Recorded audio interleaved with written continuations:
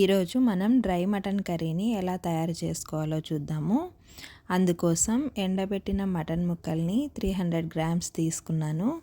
వీటిని నేను 2 అవర్స్ పాటు వాటర్లో నానబెట్టి తీసుకున్నాను. కుండలో చేస్తే బాగుంటుందని చెప్పేసి ఒక కుండని తీసుకున్నాను. అందులోకి 3 టేబుల్ స్పూన్ ఆయిల్ని యాడ్ చేసుకున్నాను.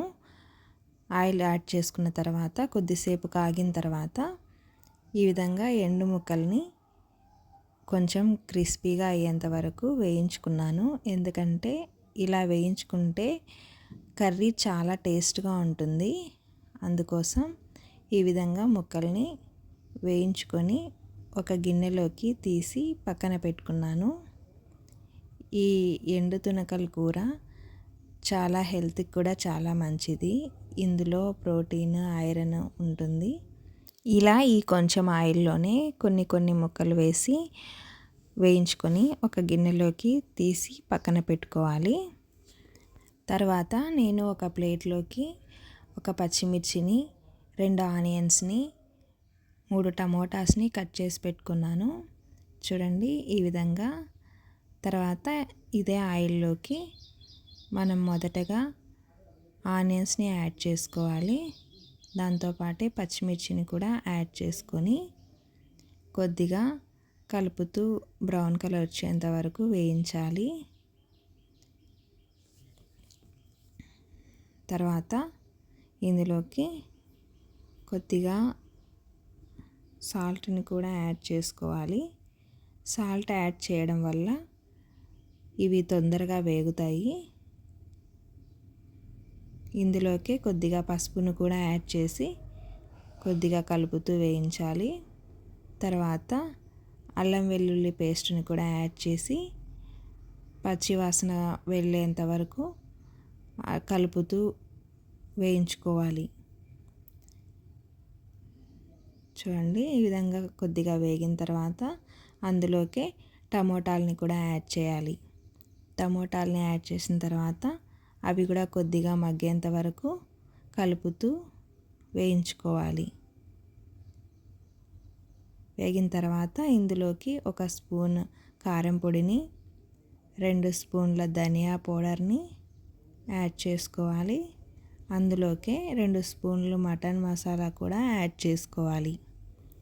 యాడ్ చేసుకున్న తర్వాత వీటన్నిటిని బాగా కలిసేంత వరకు 2 నిమిషాలు పచ్చి వాసన పోయేంత వరకు అలాగే కలుపుతూ వేగనివ్వాలి.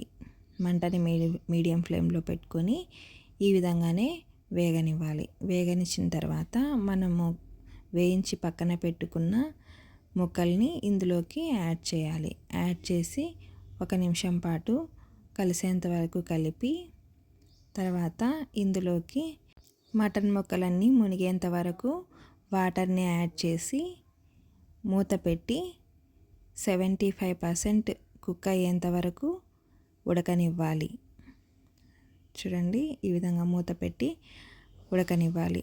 ఆలోపు మనము ఒక గిన్నెని తీసుకొని అందులోకి కొద్దిగా వాటర్ని తీసుకొని సాల్ట్ యాడ్ చేసి ఒక 5 or 6 వంకాయల్ని యాడ్ చేసుకొని వీటిని చిన్న ముక్కలుగా కట్ చేసుకొని రెడీ చేసుకోవాలి. మటన్ 75% వరకు ఉడికిన తర్వాత ఈ వంకాయల్ని కూడా యాడ్ చేసుకుంటే వట్టి ముక్కలు వంకాయలు కాంబినేషన్ చాలా బాగుంటుంది. అందుకే నేను వంకాయల్ని తీసుకున్నాను. చూడండి మటన్ 75% వరకు ఉడికింది. ఇప్పుడు ఈ టైంలో మనం కట్ చేసి పెట్టుకున్న వంకాయ ముక్కల్ని ఇందులోకి యాడ్ చేసుకోవాలి. ఆలోపు ఇంకా మటన్ ఉడకకపోతే ఇంకా కొన్ని వాటర్ని యాడ్ చేసి కూడా మనం ఉడికించుకోవచ్చు. ఒకవేళ 75% ఉడికింది అనుకుంటే వంకాయల్ని యాడ్ చేసుకోవడమే.